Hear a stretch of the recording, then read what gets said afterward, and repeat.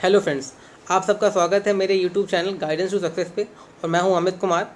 मैं आपको बता दूं कि मैं इससे पहले 6 एसएसबी इंटरव्यू दे के आ चुका हूं, जिनमें से 5 एयरफोर्स के थे और एक मैंने आर्मी का दिया है। सो मुझे लगता है कि मैं काफ़ी कुछ इसके बारे में इंफॉर्मेशन रखता हूं और इसीलिए मैं आप लोगों की यहाँ पे हेल्प करने के लिए ये वीडियो लेकर के आया हूँ। इससे पहले आप मेरे 2 वीडियो देख चुके होंगे, जो कि मैंने पार्ट्स में आप लोगों को इन्फॉर्मेशन दे रहा हूँ about the SSB testing. So now today I am discussing about the third test which we call it GTO tasks और GTO exercises, जिनको हम लोग बोलते हैं ग्रुप टेस्टिंग एक्सरसाइजेज भी कहा जाता है इसको। अगर मैं बात करूँ ग्रुप टेस्टिंग एक्सरसाइज की, जो कि जनरली आपका सेकेंड डे से शुरू हो जाता है।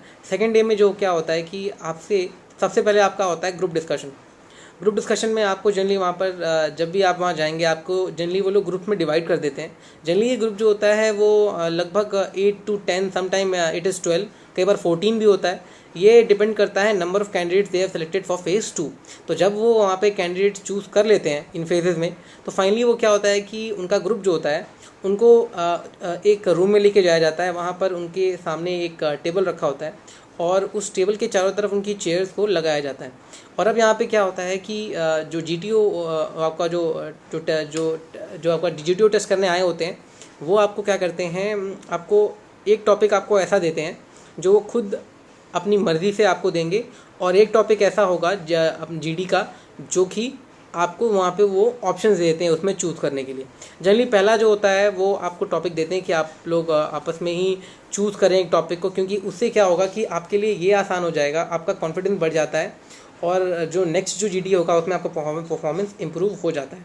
तो जनरली जो पहला जो जीडी होता है उसमें जनरली टॉपिक्स आ जाते हैं। अगर आपने देखा हो, जनरली टॉपिक्स जो होते हैं वो जनरली सोशल इशू बेस्ड ज़्यादा होते हैं। और अगर आपने देखा हो कि जनरली जो टॉपिक्स होते हैं एजुकेशन, गर्ल एजुकेशन, उसके अलावा वुमेन एम्पावरमेंट, जैसे फिर हम कैसे इन्वायरमेंट वगैरह हो सकता है। फिर थोड़ा सम टाइम बहुत ही कम होता है जब पॉलिटिक्स से रिलेटेड यहाँ पर कोई वो जीडी दे रहे हो। जनरली जो सोशल इशूज़ होते हैं उन्हीं के ऊपर बेस्ड जो होते हैं ये जीडीज होते हैं। फिर वो एक टॉपिक आपको अपनी मर्ज़ी से भी दे देते हैं। तो इस हिसाब से क्या होता है कि जीडी में अगर आप जनरली बच्चे क्या होते हैं, कुछ बच्चे ऐसे होते हैं जो बहुत ही शाई नेचर के होते हैं और जल्दी बोल नहीं पाते। ऐसे केसेस में होता क्या है कि उनका परफॉर्मेंस जो होता है वो मार्क नहीं हो पाता और उन्हें प्रॉब्लम होती है। तो अगर आप जीडी में परफॉर्म करना चाहते हैं, बेटर परफॉर्म करना चाहते हैं, तो ये ज़रूरी है कि आप बोलें और आप घर में प्रैक्टिस करें ग्रुप डिस्कशन के लिए। इसके लिए आप क्या कर सकते हैं, आप बहुत सारे जो टॉपिक्स होते हैं जो जनरली एसएसबी में अब तक बच्चे फेस कर चुके हैं, आप उनके ऊपर नोट्स तैयार कर सकते हैं। अगर आप नोट्स तैयार करते हैं तो आपको उससे बहुत सारा जो मटेरियल होता है उस पर्टिकुलर टॉपिक पे बोलने के लिए आपको मिल जाएगा, जो कि फाइनली आपको इम्प्रूव करेगा। और इससे क्या होगा, जब आप किसी जीडी में जाएंगे तो वहाँ पर आपको उससे बहुत ज़्यादा बेनिफिट होगा। तो जब जीडी में आप परफॉर्म करते हैं तो कोशिश करें कि आप हर किसी को बोलने का मौका दें। ऐसा ना हो कि सिर्फ आप ही लगातार बोल रहे हों और बाकी आपको चुप कराना चाहें, या फिर ऐसे में क्या होता है कि आपके जो जीडी में केवल आपका परफॉर्मेंस ही नहीं, बाकी सबका परफॉर्मेंस भी इन्फ्लुएंस होता है या इफेक्ट होता है कहें तो। इसीलिए ज़रूरी है कि आप जब भी जीडी में बैठें तो आप एक कोशिश करें कि आप हर किसी को मौका दें, खुद मौका लें और एक राइट टाइम पर आप अपनी बात को रखें। सम टाइम होता क्या है कि बच्चे जो होते हैं आपस में ही एक साथ बोल पड़ते हैं। अगर आप ऐसा करते हैं तो इससे ये समझ में आता है कि शायद आप लोगों के बीच में कोऑर्डिनेशन की कमी नज़र आती है। तो क्योंकि वो ये भी देख रहे होते हैं कि आप ग्रुप्स में किस तरीके से अपना काम किस तरीके से आप परफॉर्म करते हैं, इसीलिए ज़रूरी है कि आप ग्रुप कोऑर्डिनेशन पे आपका फोकस होना चाहिए। और कभी भी आप अगर किसी को, मानिए समटाइम आप किसी के पॉइंट के साथ अगर आप इत्तेफाक नहीं रखते हैं, आपको लगता है कि उसका पॉइंट वैलिड नहीं है, तो आप उसकी पॉइंट को गलत साबित करने के लिए आप कभी डायरेक्टली उसको ये ना कहें कि that your point is right, is not right. आप कह सकते हैं कि मैं अलग सोच रखता हूँ, I have a different opinion on that issue. तो जब आप ऐसे करके आप अपना पॉइंट रखेंगे तो वहाँ पर डेफिनेटली आपके लिए बहुत फ़ायदेमंद होगा और डेफिनेटली आपका जो जीडी होगा उसमें आपके परफॉर्मेंस बहुत ही हद तक इम्प्रूव हो सकता है। फिर जो इसमें सेकंड टेस्ट जिसकी हम बात कर रहे हैं वो आता है ग्रुप प्लानिंग एक्सरसाइज। जनरली इसको हम शॉर्ट फॉर्म में जीपीई भी कहते हैं। इसमें जनरली क्या होता है कि ये टेस्ट बहुत ही इंपॉर्टेंट होता है। ऐसा इसीलिए क्योंकि ऐसा कहा जाता है कि ये जो टेस्ट होता है ये एक्चुअली में बाद में आपका आगे भी इसको भेजा जाता है अगर आप रिकमेंड हो जाते हैं तो। इस टेस्ट की खास बात ये है कि वहाँ पे आपको क्या करेंगे, जो आपका जीटीओ ऑफिसर होंगे वो आपके सामने एक बहुत बड़ा एक तरीके से मॉडल ला के रखते हैं। उस मॉडल में आपको दिखाया जाता है कोई पर्टिकुलर एरिया या रीजन होता है जहाँ पे हो सकता है कुछ फॉरेस्ट वाला पार्ट हो, फिर कहीं पे वो रोड्स दिखा देंगे, कहीं कच्ची सड़क दिखा देंगे। एक तरीके से आपको एक पर्टिकुलर रीजन का एक जस्ट लाइक नक्शा की तरह होता है, और वहाँ पर उस नक्शे को आपको अच्छे से समझना होता है। आपको सिचुएशन दी जाती है कि आप टाइम बाउंड होते हैं, आप यहाँ पर स्थित हैं और आपको ये प्रॉब्लम्स आ गई हैं और आपको इन प्रॉब्लम से डील करना है, और साथ ही साथ आपको सॉल्यूशंस लिखने होते हैं इन सीक्वेंस कि आप किस तरीके से अपने प्लान ऑफ एक्शन को इम्प्लीमेंट करेंगे। तो इसके लिए हर किसी को एक शीट मिलती है और टाइम मिलता है यहाँ पर हर किसी को अपनी प्लानिंग को लिखने के लिए। और जनरली इसको जीपी में आपको 15 मिनट का वक्त मिलता है। पहले आपको वो क्या करते हैं, जो भी क्वेश्चन होता है, क्वेश्चन कहना गलत होगा, आपको एक सिचुएशन दी जाती है, बहुत सारी इसमें डिफ़िकल्ट सिचुएशंस होती हैं। आपको उस सिचुएशन को विद टाइम और विद आपको वहाँ पर जो सूटेबल जो कंडीशन होती है उसमें जो बेस्ट आइडियाज़ जो होते हैं उसको इम्प्लीमेंट करके आपको अपने सभी टास्क को या फिर सभी ऑब्स्टिकल को पार करना होता है। ऑब्स्टिकल मैं इसीलिए कह रहा हूँ क्योंकि प्रॉब्लम्स होती हैं जिनको आपको सॉल्व करना होता है। तो अगर आप ऐसा कर पाते हैं तो डेफिनेटली ये आपको काफ़ी हद तक हेल्प करता है कि इससे पता चलता है कि आप कितने इफेक्टिव और एफिशिएंट रहेंगे जब कभी भी आपकी प्लानिंग की ज़रूरत पड़ेगी। तो इसीलिए ये टेस्ट आपके प्लानिंग को काफ़ी हद तक टेस्ट करता है। फिर जो आपका जो थर्ड टेस्ट आता है जिसको हम बोलते हैं प्रोग्रेसिव ग्रुप टास्क। जो ये प्रोग्रेसिव ग्रुप टास्क होता है ये जनरली ऑन ग्राउंड पे परफॉर्म किया जाता है। जीटीओ ग्राउंड होता है, वहाँ पर आपसे ये क्या किया जाता है, आपको आपकी जो पूरा ग्रुप होता है उन्हें क्या होते हैं, कई सारे ऑब्स्टिकल्स दिए जाते हैं। ऑब्स्टिकल इन द सेंस वहाँ पे कई सारे ऑब्स्टिकल्स होते हैं जिनको पार करना होता है, और धीरे धीरे जैसे जैसे आप ऑब्स्टिकल पार करते रहते हैं जो डिफ़िकल्टी लेवल है वो भी बढ़ा दी जाती है ताकि आपको और ज़्यादा सोचना पड़े।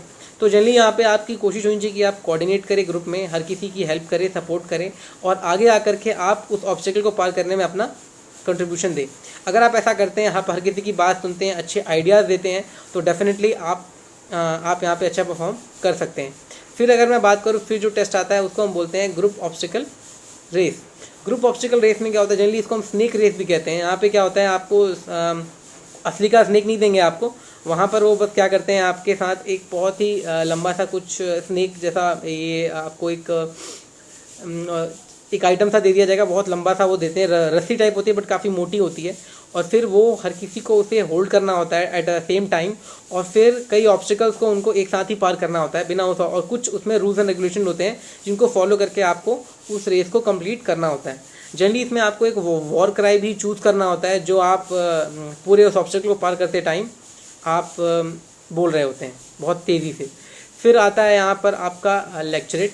जनरली जो लेक्चरेट होता है इसके लिए आपको फिर जीटीओ ग्राउंड में ही आप लोगों को चेयर्स प्रोवाइड किए जाते हैं, आप लोगों को वहाँ पर बैठाया जाता है, सामने एक टेबल होती है, उस पर बहुत सारे वहाँ पर कार्ड्स रखे होते हैं, और उन हर कार्ड पे 4 टॉपिक्स होते हैं जिनमें से आपको कहा जाता है कि आप उनमें से किसी भी एक टॉपिक को आप एक कार्ड उठाइए, और उस कार्ड पे जो गिवन 4 आपके पास टॉपिक्स हैं उनमें से किसी एक को चूज़ कीजिए, और जा कर के आप 3 मिनट का वक्त मिलता है कि आप उस टॉपिक के ऊपर जो भी आपको बोलना है सबके सामने आप उसको प्रिपेयर करें। 3 मिनट का वक्त मिलता है। फाइनली जीटीओ आपको बुलाएगा और फिर अब आपको जो आपने टॉपिक चूज़ किया है उसके बारे में आपको 3 मिनट तक वहाँ पे खड़े होकर के अपने उस टॉपिक के बारे में बोलना होता है। ऐसा जो जनरली अगर आपको इसमें परफॉर्म करना है तो आप कोशिश करें कि आप ज़्यादा से ज़्यादा मेजर और इम्पॉर्टेंट चीज़ों को अपने उन 3 मिनट के शब्द में बताएं, और कोशिश करें कि आप पॉइंट टू पॉइंट हो। और अगर आपने अच्छी खासी पढ़ाई की हुई है और आपने काफ़ी रिसर्च की है तो वहाँ पे लेक्चरेट में आपको काफ़ी कुछ टॉपिक इजी होते हैं, कुछ टफ होते हैं। आप ऐसा भी नहीं है कि बिल्कुल आप इजी सा टॉपिक उठा ले, जैसे कई बार टॉपिक आता है कि आपकी फेवरेट फिल्म क्या है, फेवरेट फिल्म के ऊपर आप बताइए। तो अगर आप फेवरेट फिल्म के ऊपर कहेंगे तो ये बहुत आसान टॉपिक है, लेकिन इससे आपको फ़ायदा कुछ नहीं होने वाला।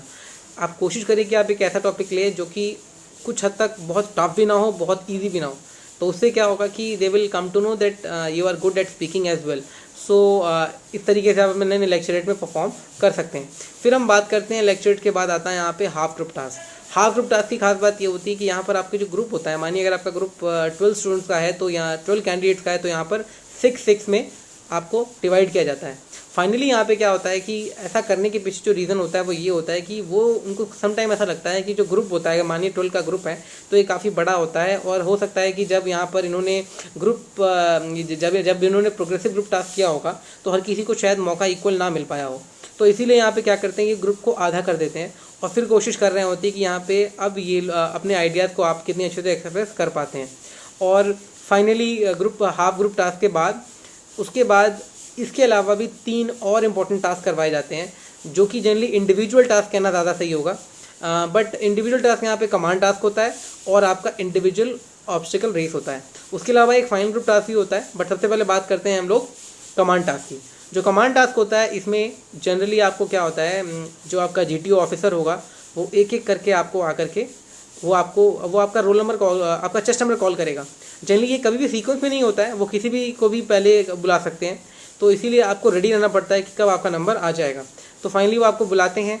उसके बाद वो आपसे 2 मिनट आपके बारे में एक ब्रीफ इंट्रोडक्शन लेते हैं और उसके बाद वो आपको बताएंगे कि आपका टास्क क्या है। यहाँ पे आपको वो क्लियर कट इंस्ट्रक्शन देंगे कि यहाँ पर आपको ये ऑब्स्टिकल है, आपको इसको पार करना है, आपके पास ये मटेरियल है, और साथ ही साथ वो आपको ये बताते हैं कि आप चाहें तो इसमें हेल्प करवाने के लिए आप 1 या 2 सबऑर्डिनेट्स आप अपने हिसाब से चूज़ कर सकते हैं। तो फिर जो कमांड टास्क में यहाँ पे जो कैंडिडेट होता है उसको ये उनको किन्हीं भी 2 लोगों को चूज़ करना होता है। जनरली ये डिपेंड करता है कि आप उस ऑब्स्टिकल को देख के आपको अंदाज़ा लग जाता है कि आपको यहाँ पे किस तरीके के लोगों की ज़रूरत पड़ेगी। सम टाइम आप देखते हैं कि अगर कहीं पर डिस्टेंस ज़्यादा है तो आप कोशिश करते हैं कि कोई लंबा तो कोई अगर हो तो आप उसको यहाँ पे एज अ सबऑर्डिनेट चूज़ करें। सम टाइम क्या होता है कि आपको पता होता है कि यहाँ पर वेट इज़ इम्पॉर्टेंट, वेट होना चाहिए तो आपको फ़ायदा होगा, तो आप वहाँ पे थोड़े से हैवी पर्सन को वहाँ पर बुलवाते हैं। तो इस तरीके से आप अपने कमांड टास्क में आप लोगों को सबऑर्डिनेट्स को चूज़ करते हैं और केवल वो आप सिर्फ आप उनको पहले इंस्ट्रक्शन दे देते हैं दैट कि आप वहाँ पे अपनी कोई भी एडवाइस नहीं देंगे जब तक आप उनसे ना पूछें। और फाइनली वो जो कैंडिडेट होता है उनको गाइड करता है कि किस तरीके से उस ऑब्स्टिकल को पार करना है। बट इन केस कभी कभार होता है कि आप के पास सही सोल्यूशन नहीं मिल पाता, तो ऐसे में फाइनली जब आपको लगता है कि दैट अब आपसे नहीं हो रहा है, तो अब आप अपने सबऑर्डिनेट से एडवाइस ले करके आप अपने टास्क को कंप्लीट कर सकते हैं। फाइनली जब आपका कमांड टास्क हो जाता है उसके बाद वो आपसे करवाते हैं final group task. Final group task की खास बात यह है कि यहाँ पर जो लोग अब तक पिछले टास्क में परफॉर्म नहीं कर पाए होते हैं उनको यहाँ पर एक मौका मिलता है जहाँ पर फाइनल ग्रुप टास्क करना होता है। यहाँ पे भी जो फाइनल ग्रुप टास्क होता है उसमें भी कई सारे ऑब्स्टिकल्स लगाए जाते हैं और वो हर किसी को इन ग्रुप एक साथ पार करना होता है। जनरली कोशिश होनी चाहिए आपकी जीटीओ में जब भी आप इन टास्क को देखते हैं कि आप अच्छे से अच्छा आइडिया दे सकें जो कि वहाँ पर सूटेबल हो और एप्लीकेबल हो। अगर ऐसा होगा तो डेफिनेटली आपके चांसेस जीटीओ के टास्क में परफॉर्म करने के अच्छे होंगे। फाइनल ग्रुप टास्क के बाद फाइनली जो आपका आता है उसे हम बोलते हैं individual obstacle race. Individual obstacle race में आपको 3 मिनट का टाइम दिया जाता है और आपके पास 10 ऑब्स्टिकल होते हैं जो आपको पार करने होते हैं।